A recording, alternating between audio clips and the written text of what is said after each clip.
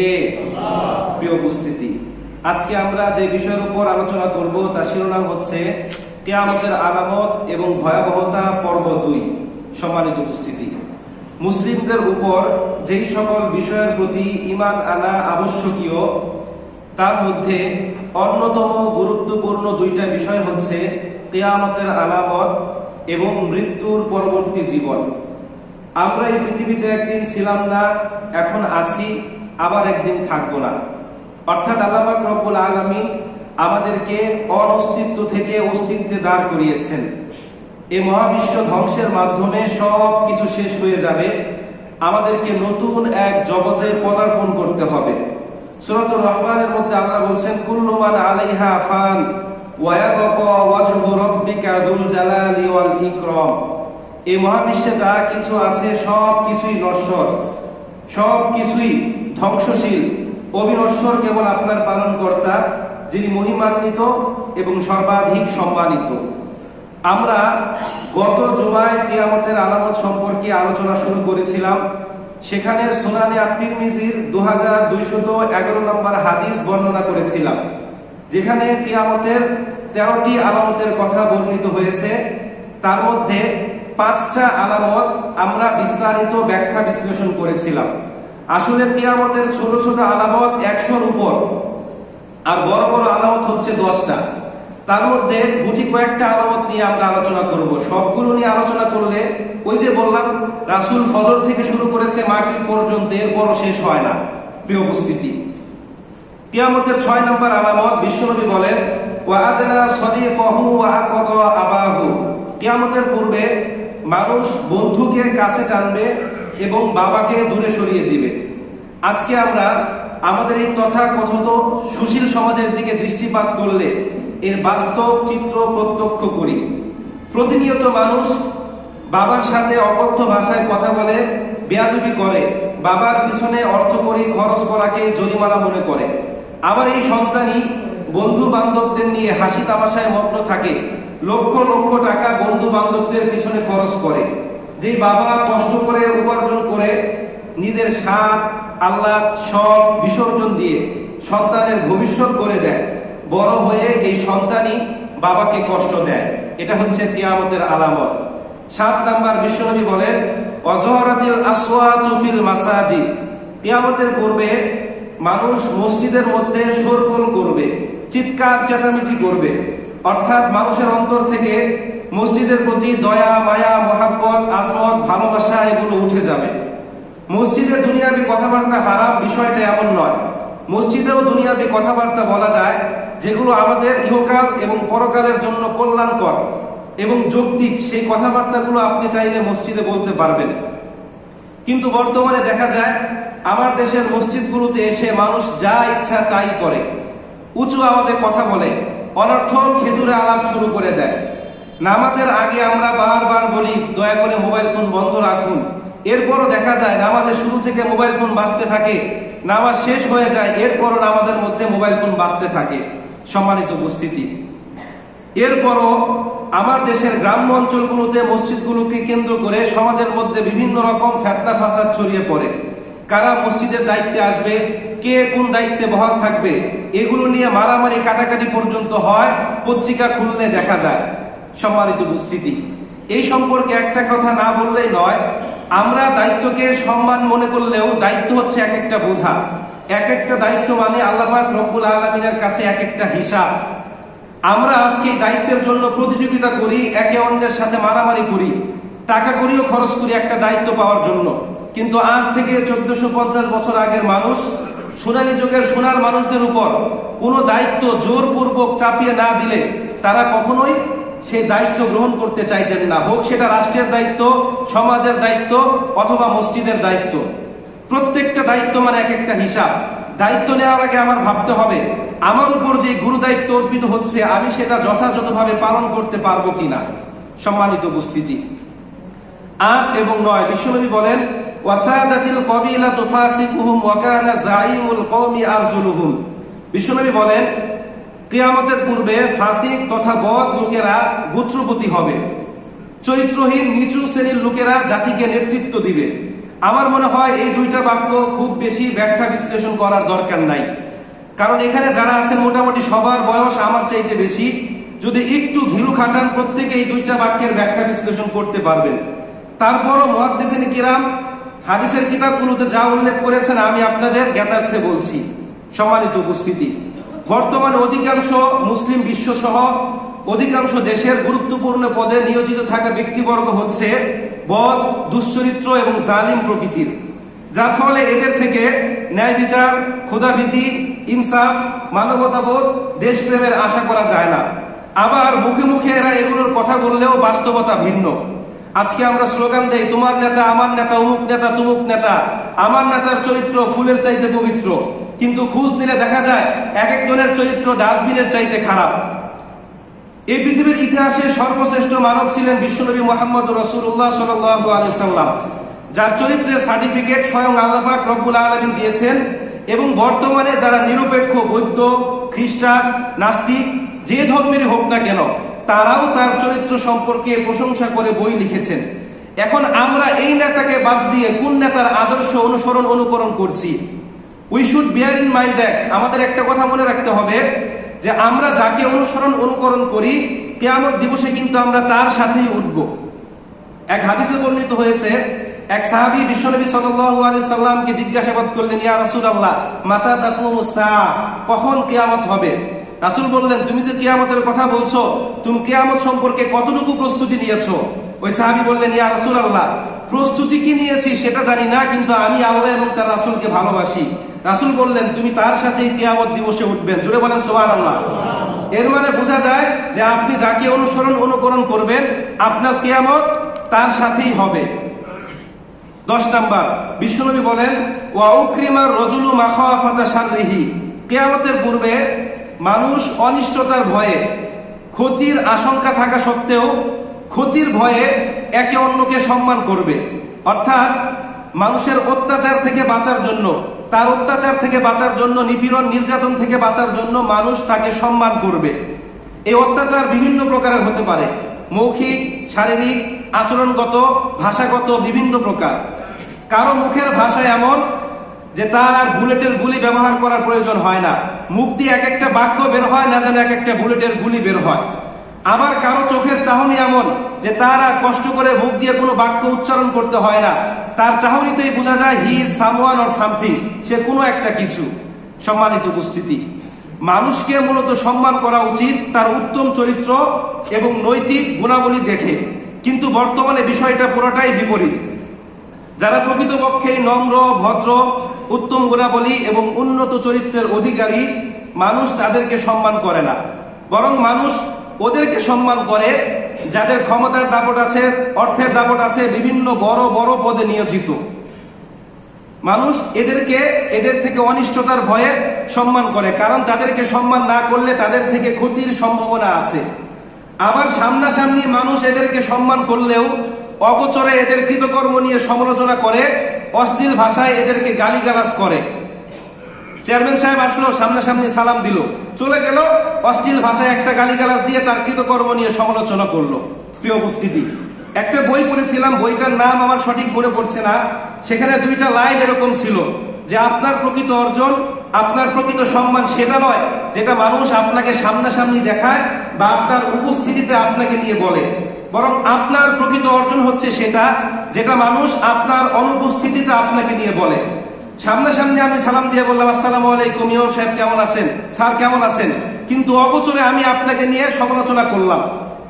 আজকে আপনার মৃত্যুর পর মানুষ আলহামদুলিল্লাহ পড়বে না ইন্না লিল্লাহ পড়বে, এটা নির্ধারণ করবে কে? আমি না আপনি। এটা আমরা প্রত্যেকে নির্ধারণ করব যে আমার মৃত্যুর পর মানুষ আফসোস করবে না আমার মৃত্যুর পর মানুষ একটা হাফ ছেড়ে খুশি হয়ে বলবে যে আপদ বিদায় হলো, আপদ থেকে বাঁচা গেল। সম্মানিত উপস্থিতি, এই জন্য আমাদেরকে এটা নির্ধারণ করতে হবে যে আমি কি মানুষের মুখে মুখে থাকবো না মানুষের হৃদয় থেকে আমি মানুষের জায়গা করে নিব, অন্তর থেকে মানুষ আমাকে অনুসরণ অনুকরণ করবে। এই জিনিসটা ভেবে আমাদের সমাজে চলাফেরা করতে হবে। 11 নম্বর, বিশ্বনবী বলেন, ওয়াজাহারাতিল কনায়াত ওয়াল মাআজিফা, কিয়ামতের পূর্বে নায়ক নায়িকা, গায়ক গায়িকা এবং বাদ্যযন্ত্রের আধিক্য হবে। আজকে আমরা আমাদের সমাজের প্রত্যেকটা ঘরে ঘরে দেখি টেলিভিশন, ডিশ অ্যান্টেনা, স্যাটেলাইটের বিভিন্ন চ্যানেল সহ নানান রকম প্রযুক্তি ঢুকে পড়েছে। এগুলোতে প্রতিনিয়ত অশ্লীল নাচ গান, বেকার নারীদের প্রদর্শন সহ নানান রকম অশ্লীল মিউজিক বাজানো হয়। বড় আফসোস এবং পরিতাপের বিষয়, এই গান নাচ গান ছাড়া যেন আমাদের কোনো অনুষ্ঠানই জমে না। মুসলমানি কিংবা বিয়ে, সামাজিক অনুষ্ঠান কিংবা রাষ্ট্রীয় অনুষ্ঠান, প্রত্যেকটা অনুষ্ঠানেই নর্তকীদের ভাড়া করে এনে নাচানো হয়। ইভেন আমরা এমন একটা যুগে বসবাস করছি যে আমরা না চাইলেও আমাদেরকে জোরপূর্বক গুনাহ করানো হয়। ছোট্ট একটা উদাহরণ দিলে সহজেই বুঝতে পারবেন। আজ থেকে 20 বছর আগে আমাদের দাদা পূর্বপুরুষরা যেই সমস্ত গুনাহের কথা চিন্তাও করতো না, এগুলো এখন আমাদের ঘরে ঘরে হচ্ছে। যেমন আজ থেকে 20 বছর পূর্বে সিনেমা দেখতে হলে কোথায় যেতে হতো? হলে যেতে হতো। তখন কি হল এতটা অ্যাভেলেবেল ছিল? বিভাগীয় পর্যায়ে অথবা থানা পর্যায়ে এক একটা হল ছিল। তো তখন চাইলেও সবাই হলে যেতে পারতো না, সবার কাছে কিন্তু এতটা টাকা পয়সাও ছিল না। এরপর আসলো টেলিভিশন, বিটিভি বা সাদা কালো টিভি। তখন এই টিভিতে সপ্তাহে একটা সিনেমা হতো। যাই হোক, পরিবার নিয়ে দেখা যেত। এর মানে এই নয় যে আমি বলছি সেইটা হালাল, ওইটা হারাম হারাম হারাম। এরপরও সেখানে অশ্লীল দৃশ্য কম ছিল, পরিবার নিয়ে বসে দেখা যেত। এর কয়েক বছর পর আসলো রঙিন টেলিভিশন, ডিশ অ্যান্টেনা। এখানে হিন্দি চ্যানেল, ভারতীয় সিরিয়াল সহ নানান রকম অশ্লীল ছবি প্রত্যেক দিন প্রদর্শিত হতো। যাই হোক, তখন মানুষ চাইলেও অশ্লীল একটা দৃশ্য দেখতে পারতো না, কারণ টিভি একটা ঘরের মধ্যে থাকে, সেখানে পরিবার নিয়ে দেখতে হয়। এরপর আসলো আমাদের কাছে মোবাইল ফোন, এরপর ইন্টারনেট, ব্রডব্যান্ড, বিভিন্ন রকম প্রযুক্তি। এখন চাইলে আপনারা ওখানে বসে আছেন, আমি এখানে বসে আছি। আমি এখানে বসে মোবাইলে যদি অশ্লীল চিত্র দেখি, আপনাদের বোঝার কোনো উপায় আছে? বোঝার কোনো উপায় আছে? প্রিয় উপস্থিতি, ইভেন আপনি যদি এখন ইউটিউবে ওয়াজও শুনতে চান, আপনাকে প্রথম 5 সেকেন্ড মিউজিক শোনানো হবে। আপনি চাইলেও সেটা স্কিপ করতে পারবেন না। এরকম অভিজ্ঞতা কার কার আছে? আমাদের প্রত্যেকের কম বেশি আছে। খুব বেশি দূরে যেতে হবে না, ফোনটা বের করে সার্চ দিয়ে দেখেন, বিভিন্ন বড় বড় বক্তাদের ওয়াজ শুনতে গেলেও প্রথম 5 সেকেন্ড মিউজিক শোনাতে হয়। 5 সেকেন্ড আপনি স্কিপ করতেই পারবেন না। সম্মানিত উপস্থিতি, আজকে আমাদের দেশের প্রত্যেকটা আনাচে কানাচে অশ্লীলতা ছড়িয়ে পড়েছে। আজকে আমার দেশের বিশ্ববিদ্যালয়গুলোতে হাতা কাটা টি শার্ট আর অর্ধনগ্ন পোশাক পরিধান করে গেলে কারো কোনো সমস্যা হয় না, এটা নিয়ে কেউ কোনো মন্তব্য করে না। তারা বলে এটা পোশাকের স্বাধীনতা। কিন্তু যখন একটা ধার্মিক পরিবারের মেয়ে পূর্ণাঙ্গ পর্দা করে, হাত মোজা পা মোজা করে ইউনিভার্সিটিতে যায়, তখন আমার দেশের সেকুলার পন্থী একদল তথাকথিত বুদ্ধিজীবীদের গায়ের মধ্যে জ্বালাপোড়া সৃষ্টি হয়। তারা তার পোশাক নিয়ে বিভিন্ন রকম মন্তব্য করে, অথচ তারাই আবার বলে পোশাকের স্বাধীনতার কথা। সম্মানিত উপস্থিতি, কিতাবের নাম সহিহ মুসলিম, হাদিস নাম্বার 2128। হাদিসের বর্ণনাকারী হযরত আবু হুরায়রা রাদিয়াল্লাহু তাআলা আনহু, তিনি বলেন, ক্বালা রাসূলুল্লাহ সাল্লাল্লাহু আলাইহি ওয়াসাল্লাম, সিনফানি মিন আহলিন নার লাম আরাহুমা কওমুম মাআহুম সিয়াতুন কাযনামিল বাকরি ইয়াজরিবুনা বিহান নাস ওয়া নিসাউন কাসিয়াতুন আরিয়াতুন মুনিলাতুন মাইলাতুন রুউসাউন্না কাসনিমাতিল মুখতিল মাইলা লা ইয়াদখুলুনাল জান্নাতা ওয়া লা ইয়াজিদ রিহাহা আও কামা ক্বালা আলাইহিস সালাতু ওয়াস সালাম। বিশ্বনবী বলেন, আমার উম্মতের দুইটা দল, এরা জাহান্নামের অধিবাসী, যাদের সাথে আমার কোনো প্রকার সাক্ষাৎ হয় নাই। এদের মধ্যে একটা শ্রেণী হচ্ছে যারা ষাঁড়ের লেজের মতো মোটা দুর্রা নিয়ে বের হবে এবং মানুষকে সজোরে আঘাত করতে থাকবে। এখন এটার ব্যাখ্যা কি? মুহাদ্দিসিনে কেরাম বলছেন, এটা দ্বারা মূলত জালিম শাসকদেরকে বোঝানো হয়েছে, যারা শাসনের নামে মানুষকে শোষণ করবে। বিভিন্ন প্রকার অত্যাচার, নিপীড়ন, নির্যাতন যত ভাবে করা যায়, রাজনৈতিক, সামাজিক, অর্থনৈতিক সকল ভাবে এরা মানুষের উপর নিপীড়ন, নির্যাতন করবে। 2 নাম্বার, বিশ্বনবী বলেন, নিসাউন আসিয়াতুন কারিয়াতুন, এমন এক শ্রেণীর নারী যারা পোশাক পরিধান করেও উলঙ্গ থাকবে। অর্থাৎ এরা পোশাক পরেছে কিন্তু মনে হবে উলঙ্গ। এই অংশের 3টা ব্যাখ্যা হতে পারে। প্রথমত, এরা এমন পাতলা কাপড় পরিধান করবে যার ফলে বাহির থেকে শরীরের সব কিছু স্পষ্ট বোঝা যাবে এবং দেখা যাবে।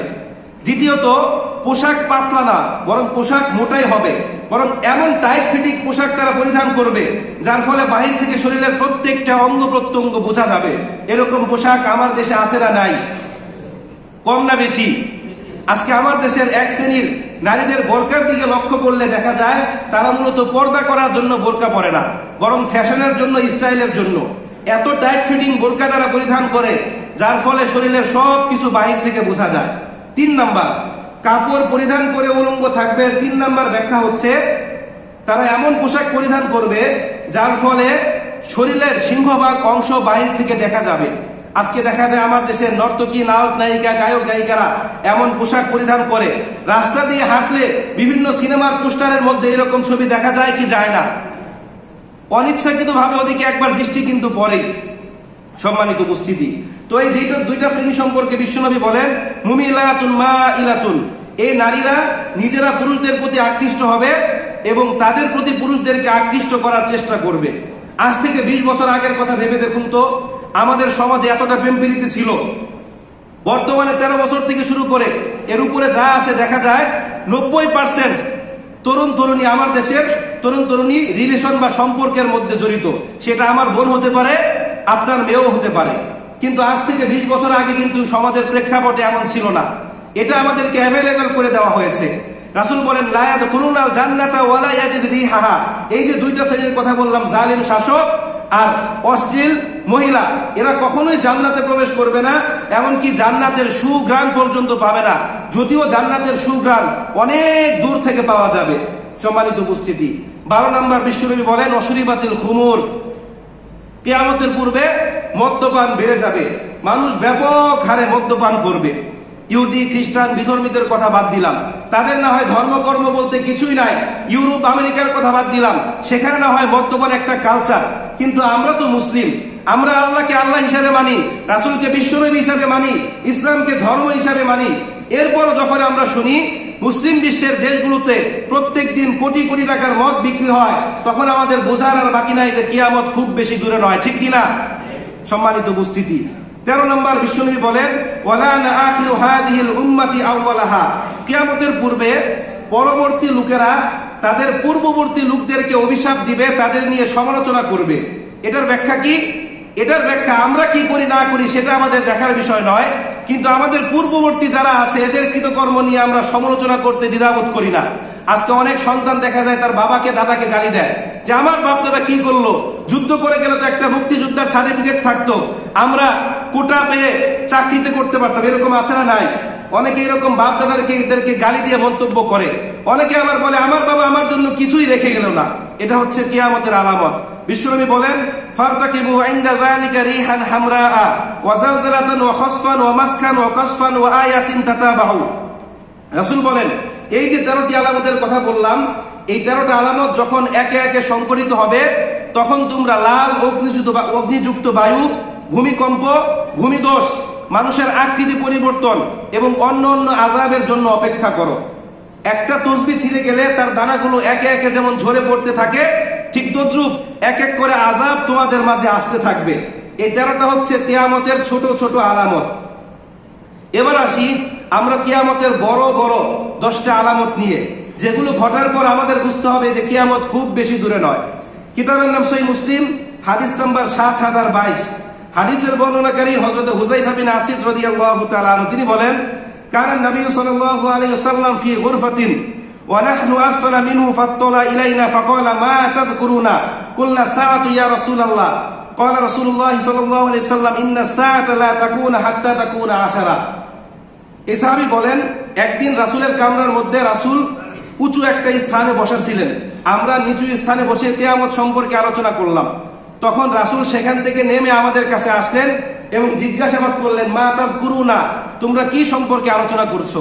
কুলনা সাআ, আমরা বললাম ইয়া রাসূলুল্লাহ আমরা কিয়ামত সম্পর্কে আলোচনা করছি। তখন রাসূল বললেন লা তাকুনু সাআতু হাত্তা তাকুনা 10, যতদিন পর্যন্ত 10টা বিষয় সংঘটিত না হবে ততদিন পর্যন্ত কিয়ামত কায়েম হবে না। কি সেই 10টা বিষয়? 1 নাম্বার তুলুউ শামসি মিন মাগরিবিহা, যতদিন না সূর্য পশ্চিম দিগন্তে উদিত হয়। এখন সূর্য কোন দিকে ওঠে? পূর্ব দিকে। কিয়ামতের আগে সূর্য কোন দিকে উদিত হবে? পশ্চিম দিগন্তে। কিতাবের নাম সুনান ইবনে মাজাহ, হাদিস নাম্বার 4068। হাদিসের বর্ণনাকারী হযরত আবু হুরায়রা রাদিয়াল্লাহু তাআলা আনহু, তিনি বলেন قال رسول الله صلى الله عليه وسلم لا تقوم الساعة حتى تطلع الشمس من مغربها فإذا طلعت وراها الناس آمن من عليها। রাসূল বলেন যে সূর্য যতদিন না পশ্চিম দিগন্তে উদিত হয় ততদিন কিয়ামত হবে না। যখন সূর্য পশ্চিম দিগন্তে উদিত হবে এটা দেখার পর মানুষ দলে দলে ঈমান আনবে, ইসলামের মধ্যে প্রবেশ করবেন। রাসূল বলেন যে এই দৃশ্য দেখার পর যারা ঈমান আনবে ওই দিন তাদের ঈমান কোনো কাজে আসবে না। আজকে যারা আল্লাহকে মানে না, রাসূলকে বিশ্বাস করে না, ইসলামকে ধর্ম হিসাবে মানে না, ওই দিন যখন সূর্য পশ্চিম দিগন্ত উদিত হবে এটা দেখার পর তারা বলবে মুহাম্মদ তো ঠিকই বলেছে, কোরআনের মধ্যে তো ঠিকই লেখা আছে, আমরা আজকে বিশ্বাস করলাম যে আল্লাহ নামক একজন আছে, আমরা তার প্রতি বিশ্বাস স্থাপন করলাম। রাসূল বলেন এদের ঈমান সেই দিন কোনো কাজে আসবে না। সম্মানিত উপস্থিতি, দুইটা সময় অতিক্রম করার পর মানুষ যদি ঈমান আনে, তওবা করে, তার তওবা আল্লাহ পাক রব্বুল আলামিন কবুল করবেন না। একটা হচ্ছে সূর্য যেদিন পশ্চিম দিগন্ত উদিত হবে, আরেকটা সময় যেটা আমরা প্রত্যেকের মুখোমুখি হব, যখন আমাদের মৃত্যু যন্ত্রণা উপস্থিত হবে। মানুষ যখন মারা যায় তখন কিন্তু সে বুঝতে পারে যে আমার সময় শেষ। যখন তার নিকট মৃত্যু যন্ত্রণা আসবে ওই সময় সে বুঝতে পারবে সে মারা যাবে। তখন যদি সে তওবা করে, তার তওবা আল্লাহ পাক রব্বুল আলামিন কবুল করবে না। আপনারা জানেন ফেরাউনও কিন্তু আল্লাহ পাক রব্বুল আলামিনের কাছে মৃত্যুর আগে তওবা করেছিল, কিন্তু আল্লাহ পাক সেই সুযোগ পর্যন্ত তাকে দেয় নাই। সম্মানিত উপস্থিতি, কিয়ামতের বড় 2 নম্বর আলামত হচ্ছে দাজ্জালের আবির্ভাব। কিতাবের নাম সহিহ মুসলিম, হাদিস নাম্বার 7106। এখানে রাবী বলেন একদিন সকালবেলা বিশ্বনবী সাল্লাল্লাহু আলাইহি সাল্লাম আমাদেরকে কিয়ামতের পূর্বে দাজ্জালের ফিতনা নিয়ে আলোচনা করছিলেন। তো আলোচনাকালে তিনি কখনো আওয়াজ নিচু করছিলেন এবং কখনো আওয়াজ উঁচু করছিলেন, যার ফলে আমরা মনে করলাম দাজ্জাল মনে হয় আশেপাশের খেজুর বাগানে এসে পড়েছে। সন্ধ্যাবেলায় যখন আমরা তার কাছে গেলাম, আমাদের চোখে মুখে ভয়ের ছাপ দেখে তিনি বললেন চিন্তা করো না, আমার উপস্থিতিতে যদি দাজ্জাল আসে আমি তাকে প্রতিরোধ করব, কিন্তু আমার অনুপস্থিতিতে যদি দাজ্জাল আসে প্রত্যেকটা মুমিন ব্যক্তি এই দাজ্জালকে প্রতিহত করবে। সম্মানিত উপস্থিতি, শেষ জামানায় কিয়ামতের নিকটবর্তী কালে এই মিথ্যাবাদী দাজ্জালের আবির্ভাব ঘটবে। মানব জাতির জন্য এই দাজ্জালের চাইতে বড় বিপদ আর নাই। বিশেষ করে সেই সময় যে সকল মুসলিমরা জীবিত থাকবে তাদের পক্ষে ঈমান নিয়ে টিকে থাকা অত্যন্ত কষ্টকর হয়ে যাবে। কারণ এই দাজ্জাল নিজেকে খোদা হিসেবে দাবি করবে। তার দাবির পক্ষে সে এত এত যুক্তি দেখাবে যেগুলো দেখে মানুষ ক্রমে ক্রমে দাজ্জালের দলে যোগ দিবে, তাকে অনুকরণ করবে। সে অতি দ্রুত গতিতে পৃথিবীর এক প্রান্ত থেকে অন্য প্রান্তে সফর করবে, নিজেকে খোদা হিসেবে দাবি করবে। এই দাবির পক্ষে সে মানুষকে মৃত করবে, জীবিত করবে, মুহূর্তের মধ্যে বিভিন্ন রকম কিছু সে সৃষ্টি করে ফেলবে। এই দাজ্জাল পৃথিবীতে 40 দিন অবস্থান করবে। তার প্রথম দিনটা হবে 1 বছরের সময়, দ্বিতীয় দিনটা হবে 1 মাসের সময়, তৃতীয় দিনটা হবে 1 সপ্তাহের সময়। কিয়ামতের 3 নম্বর বড় আলামত হচ্ছে হযরত ঈসা আলাইহিস সালাতু ওয়াস সালামের আগমন।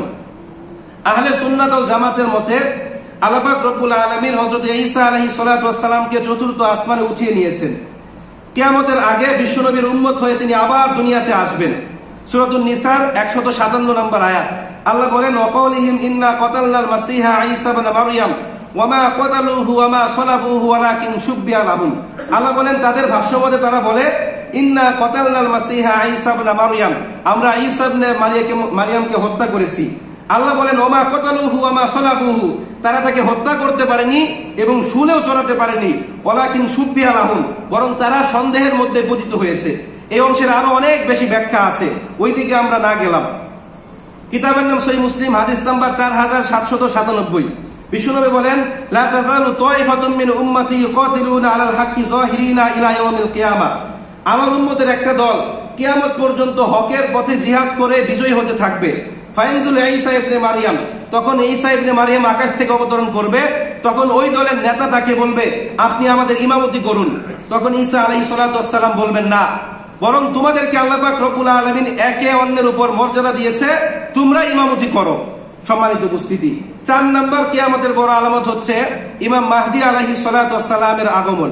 সহিহ হাদিস থেকে জানা যায় কিয়ামতের পূর্বে তিনি পৃথিবীতে আসবেন, হযরত ঈসা আলাইহিস সালাতু ওয়াস সালামের সাথে মিলে দাজ্জালকে ধ্বংস করবেন এবং ন্যায় ও ইনসাফের ভিত্তিতে একটি ইসলামিক সমাজ ব্যবস্থা তিনি গড়ে তুলবেন। 5 নাম্বার ইয়াজুজ মাজুজের আগমন, কিয়ামতের অন্যতম একটি বড় আলামত। এরা বের হয়ে গোটা পৃথিবীতে বিপর্যয় এবং ব্যাপক ভাবে ফিতনা সৃষ্টি করবেন। বর্তমানে এরা বাদশাহ জুলকারনাইন কর্তৃক নির্মিত প্রাচীরের ভিতরে অবস্থান করছে। অনেক বড় ঘটনা। কিয়ামতের পূর্বে তাদেরকে ছেড়ে দেওয়া হবে, তারা দুনিয়াতে এসে ব্যাপক হত্যাযজ্ঞ চালাবে। আল্লাহ পাক রব্বুল আলামিন সূরাতুল কাহফের 94 নম্বর আয়াতের মধ্যে বলেন ইন্না ইয়াজুজা ওয়া মাজুজা মুফসিদুনা ফিল আরদ, নিশ্চয়ই ইয়াজুজ মাজুজ পৃথিবীতে ফিতনা সৃষ্টি করত। তো বাদশাহ জুলকারনাইন যখন পূর্ব দিগন্তে সফরে বের হলেন, যেতে যেতে তিনি এমন একটা প্রান্তরে গেলেন যেখানে নতুন একটা জাতির দেখা পেলেন। তো তারা তার কাছে বলল যে আপনি তো আল্লাহ পাক রব্বুল আলামিন কর্তৃক মনোনীত একজন প্রতিনিধি, এই ইয়াজুজ মাজুজ আমাদের সন্তানদেরকে হত্যা করে, আমাদের আবাদি জমিগুলো নষ্ট করে, আপনি আমাদের জন্য একটা প্রাচীর নির্মাণ করে দিন। তখন তিনি পিতল, লোহা, তামা দিয়ে একটা প্রাচীর তৈরি করলেন। বর্তমানে প্রত্যেক দিন এই ইয়াজুজ মাজুজ এই দেওয়াল টপকে বের হয়ে আসার চেষ্টা করে। তারা যখনই খনন করতে করতে শেষ প্রান্তে চলে যায়, তখন তাদের নেতা বলে আজ আর নয়, আগামীকাল সকাল সকালে আমরা এই প্রাচীর ভেদ করে ওপারে চলে যাব এবং ব্যাপক হারে হত্যাযজ্ঞ চালাবো। আল্লাহ পাক রব্বুল আলামিন সূরাতুল কাহফের 99 নম্বর আয়াতের মধ্যে বলেন, ওয়া তারাকনা বা'দুহুম ইয়াওমাইযি ইয়ামুজু ফি বা'দ, কিয়ামতের পূর্বে তাদেরকে ছেড়ে দেওয়া হবে, তারা তরঙ্গের মতো বের হয়ে মানব সমাজে আশ্রয় পড়বে। এমনকি ঈসা আলাইহিস সালাতু ওয়াস সালাম পর্যন্ত তাদের মোকাবেলা করতে পারবে না। তিনি মুসলিমদেরকে নিয়ে তুর পাহাড়ে আশ্রয় নেবেন। পৃথিবীর সমস্ত পানি তারা পান করে ফেলবে, যার ফলে চরমভাবে খাদ্য ঘাটতি দেখা দিবে। তখন ঈসা আলাইহিস সালাতু ওয়াস সালাম আল্লাহর কাছে দোয়া করবে, আল্লাহ পাক রব্বুল আলামিন তাদের ঘাড়ের মধ্যে এক ধরনের ভাইরাস দিয়ে দিবে। এই ভাইরাসে আক্রান্ত হয়ে সমস্ত ইয়াজুজ মাজুজ মারা যাবে। ঈসা আলাইহিস সালাতু ওয়াস সালাম তুর পাহাড় থেকে নেমে এসে দেখবেন পৃথিবীতে চুল পরিমাণ জায়গা ফাঁকা নেই, শুধুমাত্র তাদের লাশ আর লাশ। তিনি আবার আল্লাহর কাছে দোয়া করবেন, আল্লাহ পাক রব্বুল আলামিন আসমান থেকে একদল পাখি প্রেরণ করবে, যারা এই লাশগুলোকে এই পৃথিবী থেকে উঠিয়ে নিয়ে যাবে। 6, 7, 8 কিয়ামতের পূর্বে 3টা বড় বড় ভূমিকম্প হবে, একটা পূর্ব অঞ্চলে, আরেকটা পশ্চিম অঞ্চলে, একটা আরব উপদ্বীপে। এখন এগুলো কি হয়ে গিয়েছে না হবে, সেটা আল্লাহ পাক রব্বুল আলামিন ভালো জানে। 9 নম্বর, কিয়ামতের আগে বিশাল আকারের একটা ধোঁয়ায় গোটা পৃথিবী ছেয়ে যাবে। সূরাতুদ দুখানের 10 থেকে 15 নম্বর আয়াত, আল্লাহ পাক বলেন, ফারতাকিব ইয়াওমা তা'তিস সামাউ বিদুখানিন মুবিন ইয়াগশান নাস হাযা আযাবুন আলীম। আল্লাহ বলেন, হে অবিশ্বাসীরা, তোমরা সেই দিনের জন্য অপেক্ষা করো যেদিন আমি আল্লাহর আদেশে গোটা পৃথিবী ধোঁয়ায় ছেয়ে যাবে। ইয়াগশান নাস, এই ধোঁয়াগুলো মানুষকে আচ্ছন্ন করে ফেলবে। হাযা আযাবুন আলীম, আর এটা হবে তাদের জন্য যন্ত্রণাদায়ক শাস্তি। তারা আল্লাহকে ডাক দিয়ে বলবে, রব্বানা কশিফ আন্নাল আযাব ইন্না মুকিনুন, হে আল্লাহ, আমাদেরকে এই আযাব থেকে রক্ষা করুন, নিশ্চয়ই আমরা বিশ্বাসী হয়ে গেলাম। সেদিন এই কথা বললে কোনো লাভ হবে না। 10 নম্বর, দাব্বাতুল আরদ নামক একটা প্রাণী মাটির গর্ভ থেকে বের হবে। এই প্রাণীটার নামই হচ্ছে দাব্বাতুল আরদ কোরআনের ভাষায়। সূরাতুন নামলের 82 নম্বর আয়াত, আল্লাহ পাক রব্বুল আলামিন বলেন, ওয়া ইযা ওয়াকাল কওলু আলাইহিম আখরাজনা লাহুম দাব্বাতাম মিনাল আরদ তুকাল্লিমুহুম আন্নান নাসা কানু বিআয়াতিনা লা ইউকিনুন। আল্লাহ বলেন, অতঃপর যখন নির্ধারিত সময় অতিবাহিত হবে, আমি আল্লাহ তাআলা মাটি থেকে একটা আজব প্রাণী বের করব। তুকাল্লিমুন নাস, যেই প্রাণীটা মানুষের সাথে কথা বলবে। আন্নান নাসা কানু বিআয়াতিনা লা ইউকিনুন, এই জন্য যে মানুষ আমি আল্লাহ পাক রব্বুল আলামিনের আয়াত সমূহকে অস্বীকার করত। সম্মানিত উপস্থিতি, মুসনাদ আল আহমদের হাদিস মতে এই আজব প্রাণীটার এক হাতে থাকবে মুসা আলাইহিস সালাতু ওয়াস সালামের লাঠি, অন্য হাতে থাকবে সুলাইমান আলাইহিস সালাতু ওয়াস সালামের আংটি। এই লাঠিটা দ্বারা সে মুসলিমদের কপালের ভিতরে একটা আঁচড় টেনে দিবে, যার ফলে তাদের চেহারা আলোকিত হয়ে যাবে, তাদেরকে দেখে বোঝা যাবে যে এরা মুসলিম। আর এই আংটিটা দ্বারা কাফের, মুশরিক, নাস্তিক, বিধর্মীদের কপালের মধ্যে অথবা নাকের উপরে একটা সিল মেরে দিবেন, যার ফলে তাদের চেহারা কালো হয়ে যাবে। এটা দেখে বোঝা যাবে যে এরা হচ্ছে নাস্তিক, মুরতাদ, কাফের, এরা আল্লাহ পাক রব্বুল আলামিনের অবাধ্য বান্ধা। সম্মানিত উপস্থিতি, এরপর এই প্রাণীটা অদৃশ্য হয়ে যাবে। কিতাবের নাম সহিহ মুসলিম, হাদিস নাম্বার 2940। কিয়ামতের আগে আল্লাহ পাক রব্বুল আলামিন আকস্মিক একটা বাতাস প্রবাহিত করবে। তখন এই বাতাস যখন মুসলিমদের গায়ে লাগবে, ইমানদারদের গায়ে লাগবে, সমস্ত ইমানদার মৃত্যুবরণ করবে। তখন এমন এক ধরনের মানুষ বেঁচে থাকবে যাদের লজ্জা, শরম, হায়া বলতে কিছুই থাকবে না। এরা প্রকাশ্যে একে অন্যের সামনে জেনা ব্যভিচার করবে। মূলত এরাই হবে কিয়ামতের শিকার, এদের উপরই কিয়ামত কায়েম হবে। সহিহ মুসলিম 148 নম্বর হাদিস, বিশ্বনবী বলেন, লা তাকুমুস সাআতু হাত্তা ইউকালু ফিল আরদি আল্লাহ আল্লাহ। যতদিন পর্যন্ত এই জমিনে আল্লাহ বলার মতো একজন লোকও থাকবে, ততদিন পর্যন্ত আল্লাহ পাক রব্বুল আলামিন কিয়ামত সংঘটিত করবে না। প্রিয় উপস্থিতি, তো যখন সমস্ত ইমানদার ব্যক্তি মারা যাবে, আল্লাহ পাক রব্বুল আলামিন হযরত ইসরাফিল আলাইহিস সালাতু ওয়াস সালামকে বলবেন সিংহায় ফুৎকার দিতে। সূরাতুজ জুমার 68 নম্বর আয়াত, আল্লাহ বলেন, ওয়া নুফিকা ফিস সূর ফাসাইকা মান ফিস সামাওয়াতি ওয়া মান ফিল আরদি ইল্লা মান শাআল্লাহ। প্রথমবার যখন সিংহায় ফুৎকার দেওয়া হবে, আসমান এবং জমিনের মধ্যবর্তী যা কিছু আছে, শুধু আল্লাহ পাক রব্বুল আলামিন যা চায় তা বাদ দিয়ে এই সব কিছু ধ্বংস হয়ে যাবে। সুম্মা নুফিকা ফীহি উখরা ফাইদা হুম কিয়ামুন ইয়ানজুরুন। এরপর আরেকটা ফুৎকার দেওয়া হবে, সমস্ত মানুষগুলোকে আল্লাহ পাক রব্বুল আলামিন কিয়ামত দিবসে বিচার কার্যের জন্য উপস্থিত করবে। এই কিয়ামত এত দ্রুত গতিতে সংঘটিত হবে যে মানুষ কল্পনাও করতে পারবে না। আল্লাহ পাক রব্বুল আলামিন আমাদের সবাইকে কিয়ামত সম্পর্কে বিশ্বাস এবং মৃত্যুর পরবর্তী জীবনের জন্য পূর্ণাঙ্গ প্রস্তুতি গ্রহণ করার মতো তৌফিক দান করুন। আমিন ওয়া আখিরু দাওয়ানা আলহামদুলিল্লাহি রাব্বিল আলামিন।